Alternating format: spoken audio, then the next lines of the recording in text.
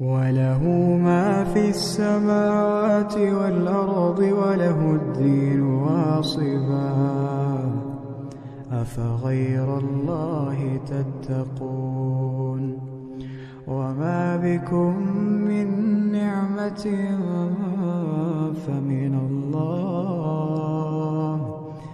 ثم إذا مسكم الضر فإليه تجأرون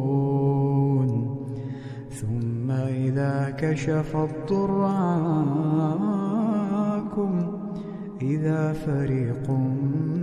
منكم بربهم يشركون ليكفروا بما آتيناهم فتمتعوا فسوف تعلمون.